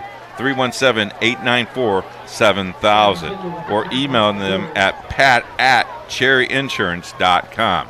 Want to thank them and the fine folks on the bottom left-hand side of our screen. The grill reopens next week. Cannot wait. Steak is coming. They did some remodeling. Remodeling, good for them. So 3rd down and 21. Gordon in the shotgun again. Here comes the pressure. And he is going to stay in bounds. He throws it at the last second. And is it caught? No. And they will say incomplete pass. And he might have been, well, it's not his foot. It's where the ball leaves. Thought he was past the line of scrimmage? Yeah. And the official said, no, he was fine. He's fine. So either way you look at it, it's going to be 4th down as this offense continues to struggle. I saw a highlight of them, I think 2 weeks ago, speaking of Park Tudor, and they were just running all over the place. And tonight, they look slow. They look rather tentative in what they're doing, as that's a line drive kick. Will take a Park Tudor bounce.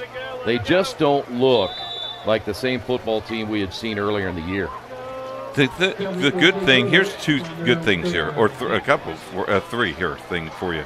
One, this is game. Okay, maybe you're probably going to lose this game. You got week 9 to bounce back. But the cool thing is you get to play week 10. Regardless how you play today or next week, you get to play week 10. And in that new season, we have seen many teams run off 5 or 6 straight and are in a championship game, and you go look at them and they're 7-9. You go, how in the world are they 7-9? You say just caught a streak, and it happens a lot. Tony Flatt back in at quarterback. He'll work trips to the right side as they'll run the football over the left. A flag is down at the last moment. Looked like that may have been 23, and it was Noah Bryant on the carry. Okay, so I'm going to ask you again. I got you to change your mind on the shot clock for high school basketball, and that is coming, by the way. But why do we not seed teams in at least the sectional tournament, so you don't have, the Warren Centrals playing, the Center Grove or whatever. And you need to make sure those teams are separated. The best teams during the regular season should be rewarded. Would you seed sectionals, or would you seed the whole entire tournament? I'd seed each sectional individually. I agree with that. I'm okay with that. Okay. Not the tournament. But the sectionals, yeah. I agree. All right, here is Flat pumping, throwing to the sideline, and it's going to fall incomplete. Off the mark for Landon Ross. I can see seeding the sectionals, especially 6-team sectionals with Class 5 and Class 6. Those are 4-team sectionals. I could see that, but I do not see seeding, one place here and 2 here, and they meet and possibly – because then you have to realign regionals, sectionals, and I don't think that would happen. Now, I do think that you could play sectionals as normal and seat your regionals or even your semi-states and travel there could be interesting because you could play on Saturday afternoons. Yeah. Tyndall in motion, and he'll get the football and drops it. But who are we? We're just 2 announcers. But with great ideas. Well, I will tell you, there's a lot of traction now for basketball more than football. Yeah. Basketball, there's a lot of coaches talking about. In fact, one of our guys, Thad Van Deventer, a few years back, showed a symbol of that, and boy, the format was kind of neat, especially for broadcasters. It was a great format. Yeah. Because you get the good teams, the mediocre teams, and the mediocre teams, and they all get good coverage. Yeah, exactly. 3rd down and 18. Flat to throw. Has plenty of time. Gets rid of it at the last second. It was off the mark. Pass intended there for Noah Bryant, and it'll be 4th down.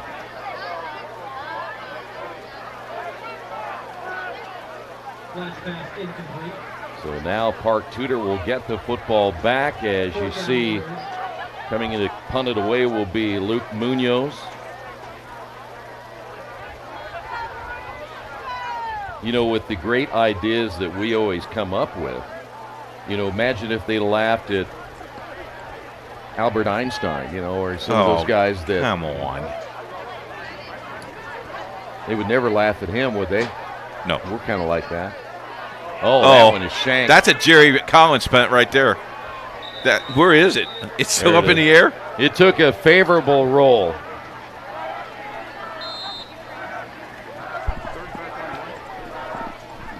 Halftime score, Heritage Christian and South Putman. South Putman leads 35-13. South Putman's 1A. They're taking a pretty good whipping on a good Heritage Christian here. So it'll be, let's see if Gordon is back out there once again. Gordon started the 3rd quarter, and he will be back in here for this next drive. Not to belabor the running clock, but both teams now have had the ball 2 times in this quarter. Man in motion will get the handoff. That is Van Smith, and he'll be brought down after a gain of a couple, and that's going to do it for the 3rd quarter. Covenant leading at 35-0.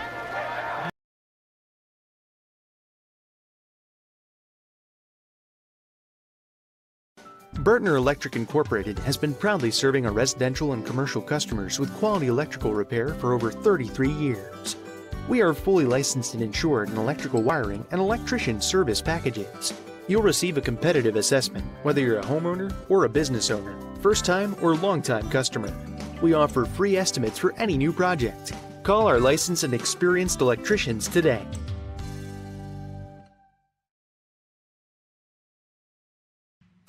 Can't make it to the game? We've got your back. Just go to www.IndianaSRN.org and tune in to all of the live action or go to our on-demand service and relive your favorite moments.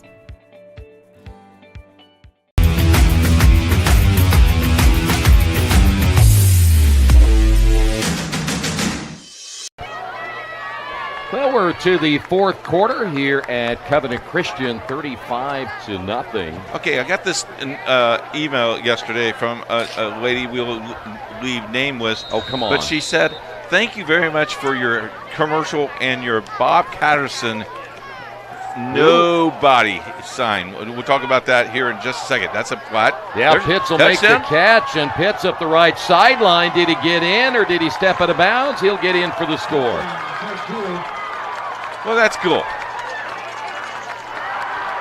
So Park Tudor finally on the board here in the fourth quarter. So what? So the nobody commercial, Bob Patterson used to be a car dealer shop here, and there was no one that could make a deal. And last night we said nobody, and I mean nobody covers more sports than IndianaSRN. So she did some research, and she found that we do so many games. We do games that we don't even know that we do games. Really? She went back to the old archives of the YouTubes and counted them, and she's now going to try to watch every single replay because she says we get better and better each game we do. Wow, that's a nice compliment. I really appreciate it. By the way, the extra point attempt is blocked, and Covenant continues to lead at 35-6.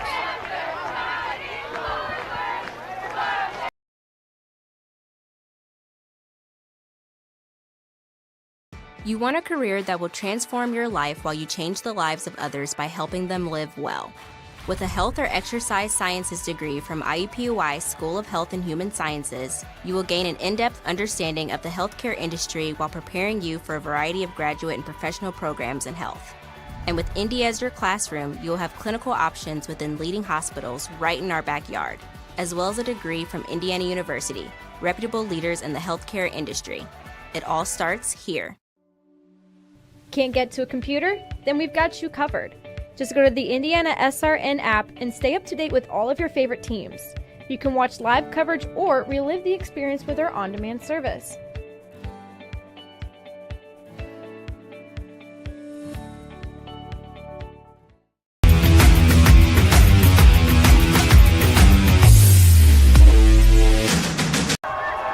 So have you had any pizza? No. It's gone. I think the last piece just got ate by our producer of the week. Well, again, you don't get a body like this eating lots of the pepper. Thank you. Green pepper here. That's hot too, by the way. I bet you it is. I'm not eating it. Here we go. All right, so the Warriors will get the football back. High short kick. And there will not be much of a return here for Covenant Christian. They'll take over 1st and 10. Take another look at that touchdown. This is, now, you know, if you're Park Tudor, you could show this on Monday. He had night time, nice block downfield. Yep. And then nice second effort right here. I like that little block at the end, a little shove, but that's nice. And good balance to stay in play. So will we see flat back in? We will. In fact, looks like all the starters are pretty much staying in the ball game now for the Warriors. It's week 8. You have to. You got to get them ready. You have to? I think so, yes. On the carry is Bryant. Well, I would maybe take that with 6 left. Leave them out, take them out. I'm not so sure. I'll be honest with you. I would have taken a lot of them out now, especially my quarterback. Okay. I'm not going to leave him in to get some freak injury. I might bring Tyndall out. I might take Neighbors out. Myers. Yeah. No, I'd never take Myers out. Yeah. That's a silly thing to think about as a coach. Myers left, Myers right. Myers up the middle. If you just knew. Hand off, Neighbors.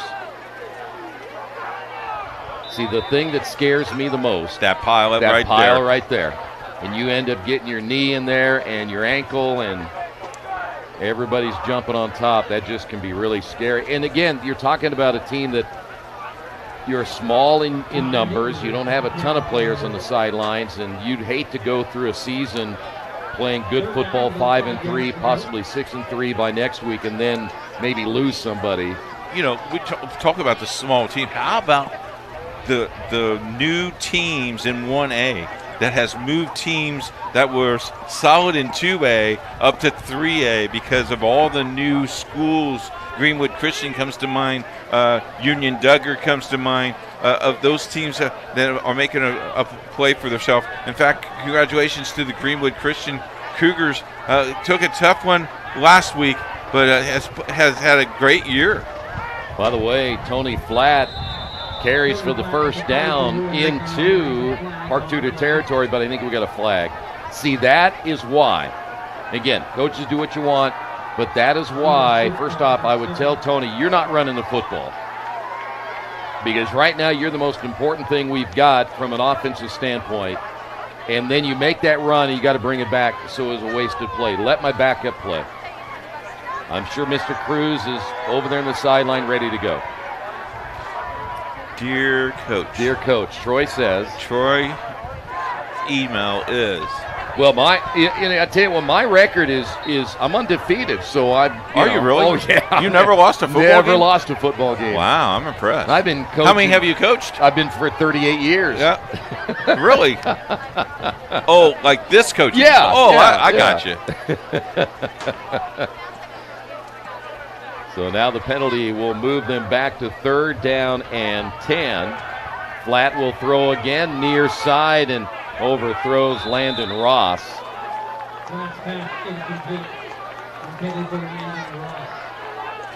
Oh, got it. Spotted a winter jacket. Spotted 2 winter jackets. Come on.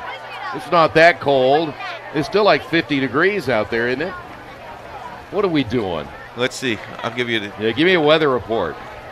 It's cloudy. Thank you. And I just lost internet. Uh-oh. My phone says it's 58 degrees. My phone says it's 49. Let me update it here just to make sure. Brad says it's freezing. Yeah, it is 49. Sorry. Mine didn't update. Got a flag down on the punt. I mean, think about it. 49, you would take 49 in January, wouldn't you? Oh, yes, sir. Then just think it's January. You think it's warm. It's mind over matter. So let's see. You're just, that's why I like working with you, Troy. You're just so positive. Illegal shift or illegal formation was declined. Now, if it were 29, I'd feel really bad for those out there that forgot their sweatshirt. I remember several years ago when we were at another location and we had 7 inches of snow, and you came in with shorts and just a sweatshirt on. Yeah. And the heater was not working in the studio that day, and I was in a jacket, a coat, and gloves, and you were sweating. Well, you got to remember where I grew up. In Wyoming, well, right? In Colorado and Wyoming. And it was always in the wintertime, 12, 15 inches of snow blowing, 30 below. I mean, you become acclimated to it. You're like a grizzly bear. You just go out and live in it. I got you. Yeah. Well, with your radio show, too, because you were in a booth all the time. I was. You never were outside. Never, yeah. Hey, I wasn't stupid. I was shocked that you wore your tie today. Oh, I know. But I don't think that's red. But it is good looking.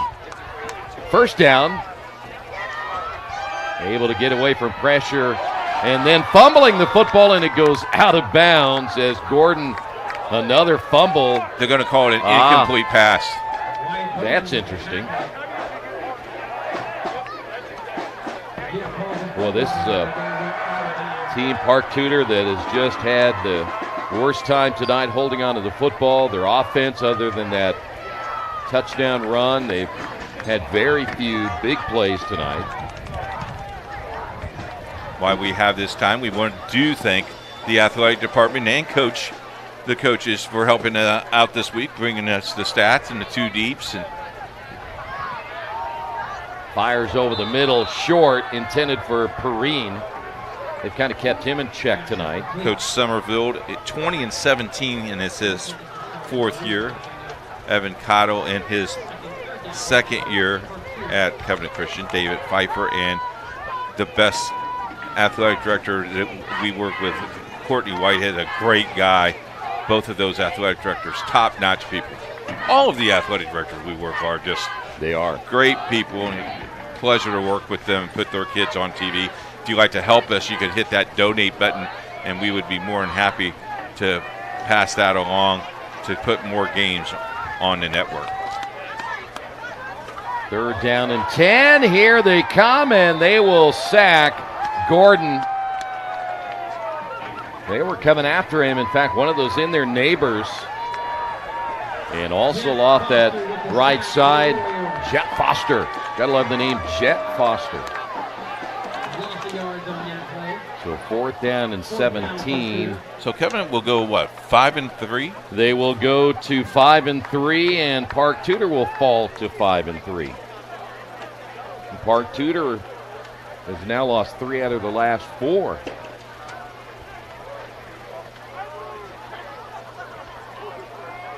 This will be a wobbly kick, and the return fumbled there by Landon Ross, but he's able to get it back. But where Park Tudor was 5 years ago to where they are now is so, one, they're playing in a division or a class that they really need to be in. That's 1A. 2, coach has come in and made a different philosophy mindset. And 3, the facilities and all the things they have done to not only build their football program, but all their other programs is beyond belief. If you have not been to Park Tudor and their new facility and their new gymnasium, we will be there a lot for basketball.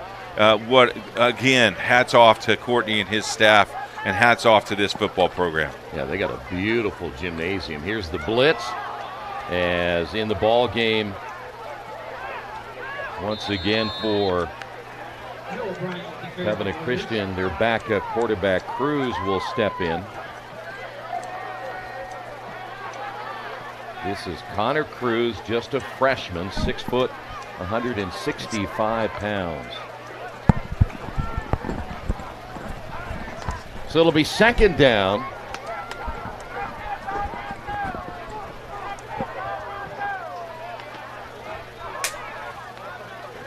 Two receivers to the near side. They'll leave Munoz and Tyndall in the game.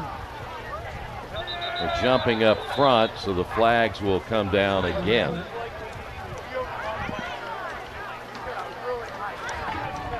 I think I want to be, if I was going to be an official, I want to be one of the sideline back guys. Judge? Side judge? Side judge. Yep. Well, you get the coach to get to yell at you. You know, he'll That's tell what you. I like, yeah. And I just ignore him, you know. Well, you do that. I do very that well. when I'm officiating, too. I mean, I've been with you and almost an hour and a half. You just started talking to me. Don't forget, tomorrow afternoon, 1:30, 1:15 pregame, Heartland Conference Game of the Week. Anderson taking on Franklin. Coach will be in the president's box if he can. Maybe. On the run, Brian. I will be somewhere in the stadium, though. You know what? Sean's got the sidelines. He does. Yep. Yeah, we talked about that earlier tonight. He's got some good ideas coming. Don't get him too comfortable. Well, the one thing I'm off next week, too, because I get to go do a Big Ten game next week. I get to see the Boilers play next week. Where am I going? You're going to be at Defiance. That's the game. Well, the final score here tonight, Covenant Christian dominating that first half, and they pick up their 5th win of the year as they win it by a final 35-6. Thanks for being with us. We'll see you next week right here on IndianaSRN.